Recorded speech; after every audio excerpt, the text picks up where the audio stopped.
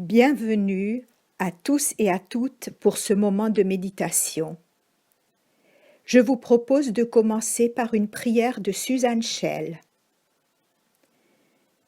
Visage de Dieu, je t'attends quand la tourmente me déchire. Serais-tu caché dans le geste de tendresse? Visage de Dieu, je te pleure en moi. Tu es encore insulté par les crachats de la violence. Visage de Dieu, je t'espère dans la bataille. Seras-tu à la fin celui qui nous recueille? Visage de Dieu, je te contemple dans la beauté de la terre des vivants. Visage de Dieu, je te cherche dans la nuit. Es-tu caché dans l'homme en croix? Dès le matin, les principaux sacrificateurs tinrent conseil avec les anciens et les scribes et tout le Sanhédrin. Après avoir lié Jésus, ils l'amenèrent et le livrèrent à Pilate. Pilate l'interrogea. « Es-tu le roi des Juifs » Jésus lui répondit. « Tu le dis. » Les principaux sacrificateurs portaient contre lui plusieurs accusations. Pilate l'interrogea de nouveau. « Ne réponds-tu rien ? Vois de combien de choses il t'accuse. » Et Jésus ne donna plus aucune réponse, ce qui étonna Pilate. À chaque fête, il relâchait un prisonnier, celui que demandait la foule. Il y avait en prison un nommé Barabbas avec ses complices pour un meurtre qu'ils avaient commis dans une sédition. La foule étant montée, se mit à demander ce qu'il avait coutume de leur accorder. Pilate leur répondit. « Voulez-vous que je vous relâche le roi des Juifs » Car il savait que c'était par envie que les principaux sacrificateurs l'avaient livré. Mais les chefs des sacrificateurs excitèrent la foule, afin que Pilate leur relâche plutôt Barabbas. Pilate, reprenant la parole, leur dit « Que voulez-vous donc que je fasse de celui que vous appelez le roi des Juifs » Ils crièrent de nouveau « Crucifie-le » Pilate leur dit « Quel mal a-t-il fait » Et ils crièrent encore plus fort « Crucifie-le » Pilate, voulant satisfaire la foule, leur relâcha Barabbas. Et après avoir fait battre Jésus, il le livra pour être crucifié.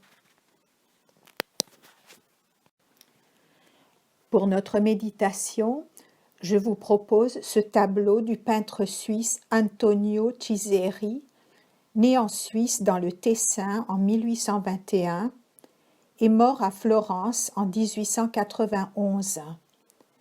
Cette œuvre est intitulée « Jésus et Pilate ».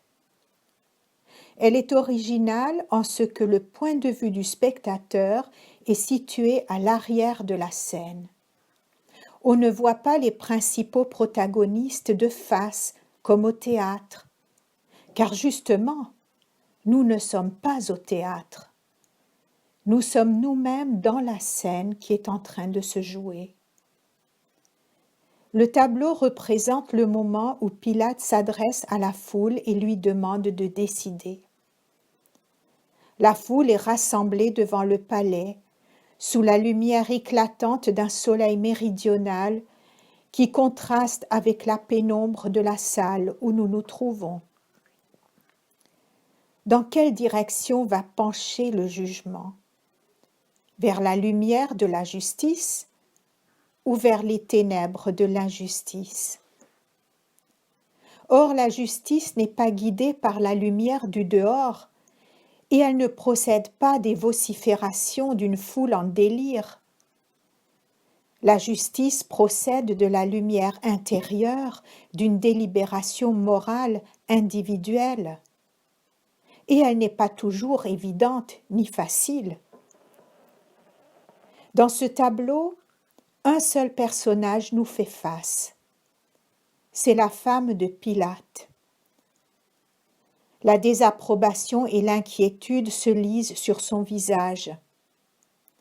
C'est Matthieu qui parle d'elle. Elle aurait dit à son mari avant le procès « N'aie rien à faire avec ce juste, car j'ai beaucoup souffert aujourd'hui dans un rêve à cause de lui. »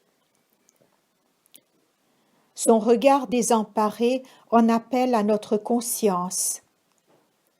Nous comportons-nous toujours en amis fidèles de Jésus ou sommes-nous prêts à transiger avec nos convictions par facilité au gré des caprices de notre ego? Antonio Chiseri nous rappelle ici que c'est nous qui décidons du sort de Jésus. Ne rejetons la responsabilité sur personne d'autre, ni sur les chefs religieux juifs, ni sur Pilate, ni sur la foule ignorante. Ce n'est pas une histoire ancienne qui est en train de se jouer là, mais celle de notre vie, ici et maintenant. Amen.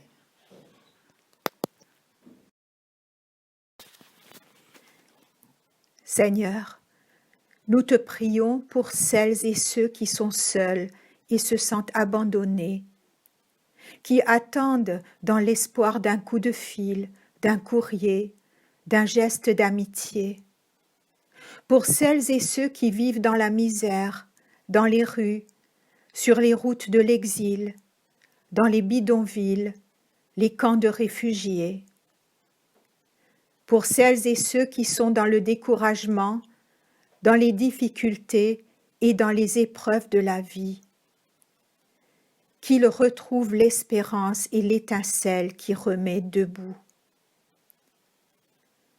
Pour celles et ceux qui sont confrontés à la maladie, au deuil, à l'approche de la mort, qu'ils trouvent la force et la consolation dans ta présence. Amen.